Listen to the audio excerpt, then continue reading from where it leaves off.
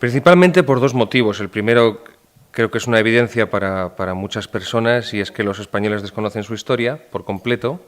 Y después, ya como seminarista y como sacerdote, pues me doy cuenta cómo también los propios fieles de la Iglesia desconocen de manera absoluta la propia historia de la Iglesia. Y es el motivo principal por el cual, especialmente en los puntos, en las cuestiones más controvertidas, poder sacar a tantas personas de su desconocimiento, un desconocimiento que en la mayoría de los casos les han dado una historia tergiversada de España, y la historia de la Iglesia también lo poco que pueden conocer de ella, los episodios como más señeros, también se los han manipulado. Podríamos hablar de 5 principales.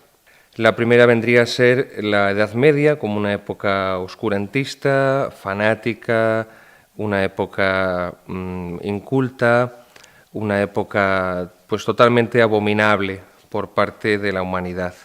Y unida a esa cuestión, pues el Islam, presentado como religión de la tolerancia, como religión de la paz, como religión espiritual. Y también en ese primer bloque de mentiras de uso común contra la Iglesia y contra la civilización cristiana en general, y también contra España en particular, pues el capítulo de las cruzadas. Es algo muy importante porque los españoles tenemos que ser conscientes que la Reconquista no fue otra cosa que una cruzada. Un segundo capítulo, un segundo frente de mentiras, la Inquisición española. La Inquisición española, pues como un trasunto o como un prólogo de las temidas SS alemanas, que sustituyen los campos de concentración por las hogueras, para eliminar a cualquier disidente y para tener controlada a la población en un régimen de terror. Por supuesto también socapa de oscurantismo y fanatismo. El tercer gran frente de mentiras y falsedades es la obra de España en América. Es decir, el descubrimiento, la conquista y la evangelización y civilización. Y eso fue lo que hicieron los misioneros españoles en América durante 5 siglos. El siguiente frente de ataques a la civilización cristiana, a la Iglesia, podríamos situarlo en la Revolución Francesa y en el movimiento intelectual y filosófico previo que significa la Ilustración.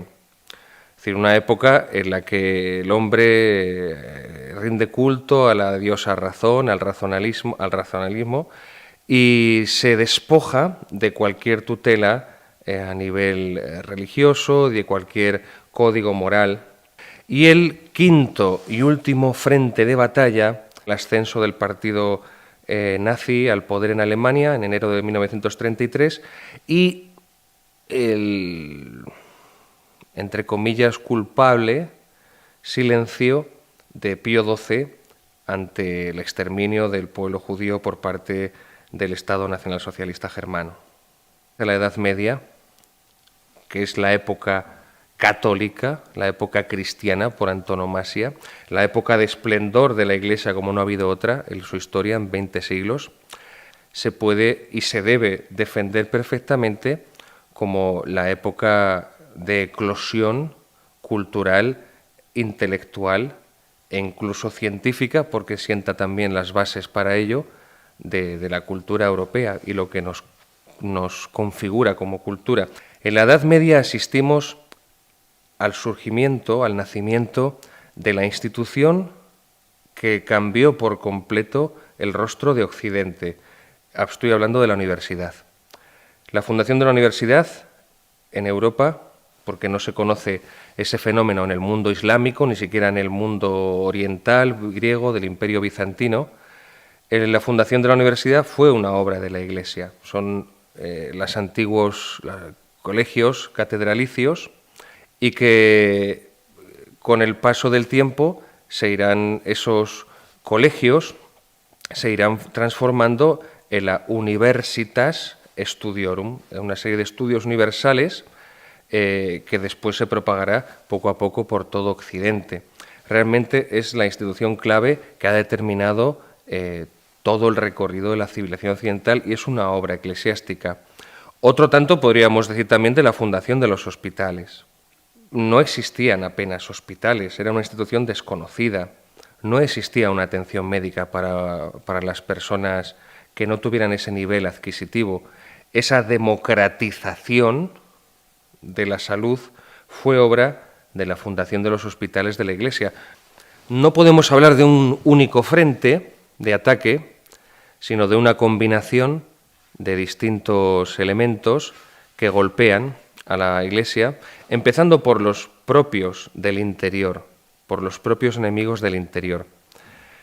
Pero podríamos hablar de la masonería, podríamos hablar del nuevo orden mundial, es cierto, pero también tenemos que ser conscientes y lo suficientemente realistas para reconocer que en realidad hoy en día la filosofía que gobierna en la sociedad occidental es la filosofía de la masonería.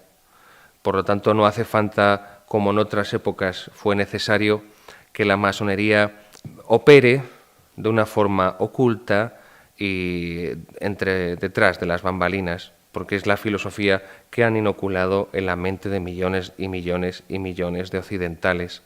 Pero es una combinación de los postulados filosóficos de la masonería que se desarrollarían y continuarían con el nuevo orden mundial y evidentemente esos postulados masónicos también beben de unos orígenes religiosos y esos orígenes religiosos son el protestantismo. No es una casualidad que en 1717, cuando se funda la masonería, se funde en un país como Inglaterra, rabiosamente protestante, anglicano, y rabiosamente y secularmente enemigo del Imperio español por el motivo de la maquinaria de propaganda.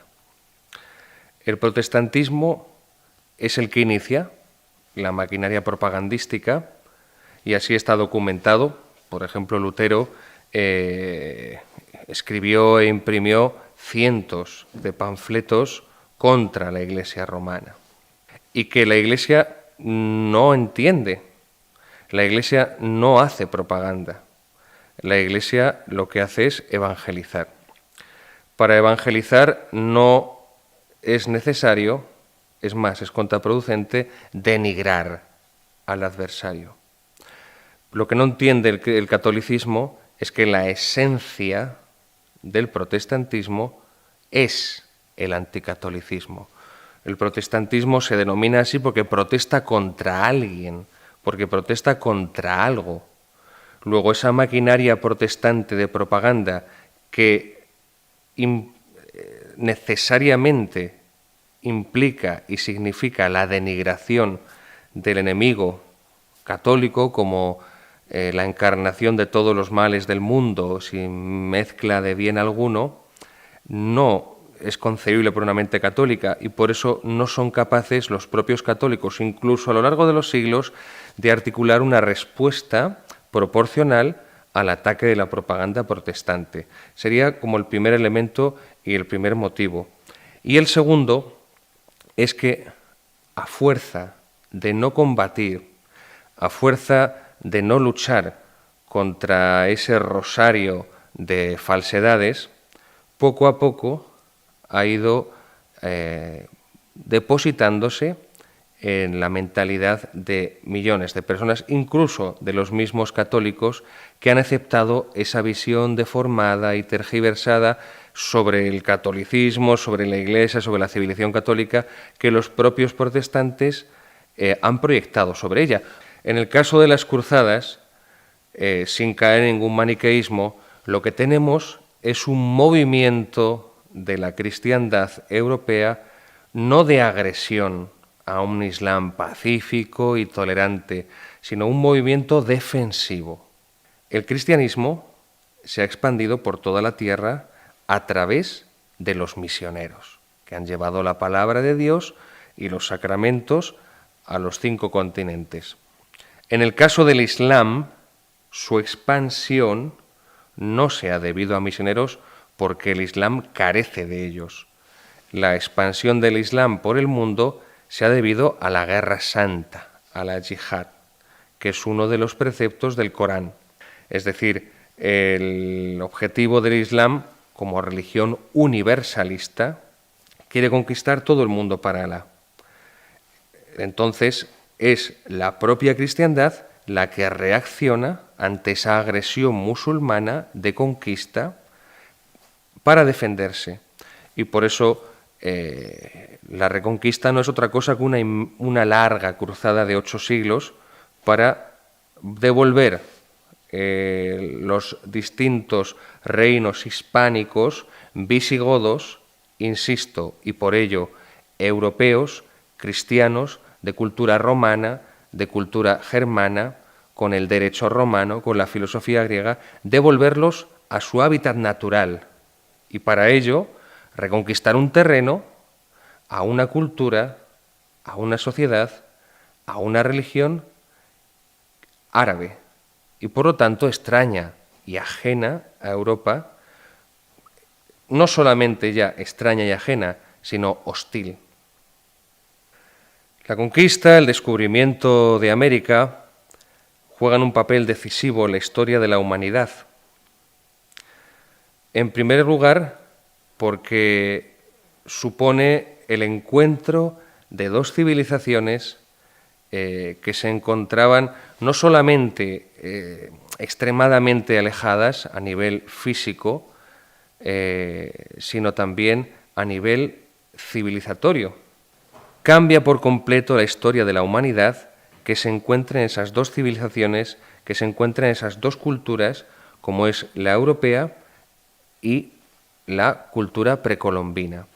Y no es que la cultura europea, no es que el pueblo europeo, español, cristiano que llega a América se dedique a una sistemática aniquilación de esas culturas, sino que lo que ocurre con esa cultura precolombina o culturas precolombinas de los distintos pueblos, aztecas, incas y etcétera, es que se derrumba por sí sola ante el contacto con una civilización superior en todos los órdenes. Es ese encuentro de culturas lo que produce un giro fundamental en la historia mundial y se realiza por la fe católica, por la cristiandad. Alejandro VI, el Papa Alejandro VI español, confirma que el derecho por el cual la corona española, la monarquía hispánica, la monarquía católica, tiene para poner su pie en América y toda la obra que realiza en América no es otra que la cristianización de aquellos pueblos. Y como decía anteriormente, la cristianización, la evangelización, conlleva la civilización. Es que uno de los rasgos y de los elementos comunes de esas culturas, de esos pueblos precolombinos, eran los sacrificios humanos y el canibalismo. Cuando los españoles llegan allí, cuando los misioneros llegan allí y evangelizan a aquellos indios y les muestran la faz del Dios verdadero, sus ídolos caen por tierra. Digamos que el amanecer de Dios significa el crepúsculo de los brujos.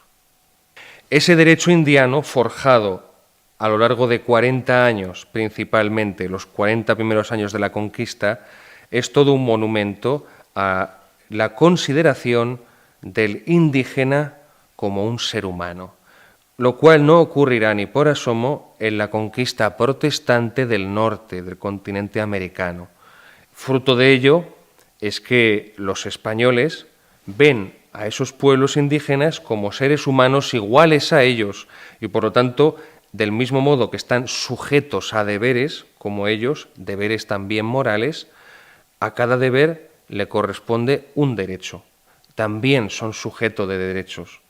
Y por eso los españoles no duran en ningún momento en mezclarse racialmente con los indígenas, de la cual florecerá una cultura mestiza, cosa que no ocurre en ningún momento en la América del Norte protestante anglosajona, donde el indio pues es considerado como una especie de alimaña porque el indio es un salvaje, el indio no tiene solución, el indio hay que exterminarlo, hay que aniquilarlo. Eso no ocurrió en la América española. Por eso no es casualidad que no existan apenas indios en el norte, mientras que el centro y el sur de América están llenos de ellos y de mestizos.